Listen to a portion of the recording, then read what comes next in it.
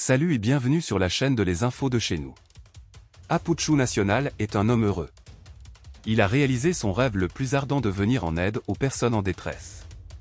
Il a mis en place sa fondation dont l'ouverture officielle a lieu le vendredi 5 avril dans la capitale ivoirienne, Abidjan.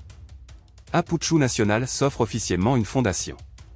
Le célèbre influenceur devenu artiste-chanteur, Stéphane Agbré alias Apuchu National s'est fait une sacrée réputation dans le milieu du show-business dans l'Hexagone et en Côte d'Ivoire. Il est adulé aujourd'hui par de nombreuses personnes qui veulent s'identifier à lui grâce à son abnégation au travail.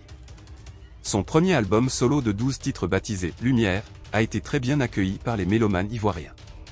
Même son tout premier concert live dans la mythique salle Anoumabo du Palais de la Culture Bernard Benin Dadier a fait salle comble, montrant ainsi qu'il est devenu un artiste confirmé. Mais, pour en arriver là, la vie n'a été du tout d'un fleuve tranquille pour le fils de la comédienne ivoirienne, Brigitte Bleu.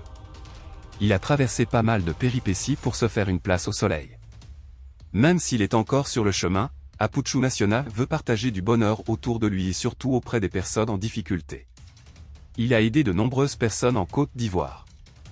Toutefois, il a décidé de mettre en place une fondation pour mieux partager sa vision avec les personnes vulnérables de la société. Absent il y a 1 mois et 2 semaines de la Côte d'Ivoire, Apuchu National est rentré au pays où il a fait officiellement le vendredi 5 avril, l'ouverture des locaux de sa fondation dénommée AP Fondation. C'est sur sa page Facebook qu'il a publié les images suivies d'un message très touchant. Ma posture, mes prises de position sont suivies par de nombreux fans qui sont des baramogos, des chercheurs, des grouilleurs, des enfants de la rue. Des jeunes qui ont soif de réussir dans la vie et qu'il faut seulement motiver. C'est pour justement soutenir et apporter mon soutien à la jeunesse de ce continent brave et de promesses d'avenir car moi-même étant passé par les difficultés à un moment de la vie que j'ai décidé de partager le peu que je gagne avec mes petits frères et petites sœurs de la rue. C'est eux que nous voyons à nos feux tricolores, à des heures tardives, pointés du doigt, dénigrés, traités de mendiants, de drogués et de brigands. Cependant la rue n'enfante pas, mais d'où viennent ces enfants ? J'ai donc décidé de contribuer auprès de l'État à faire la promotion de 0 enfant dans la rue d'ici 2030. C'est l'objectif même de ma fondation, explique-t-il. Mieux, l'influenceur chanteur a égrené les actions qu'il a pu réaliser avant même l'ouverture officielle de sa fondation.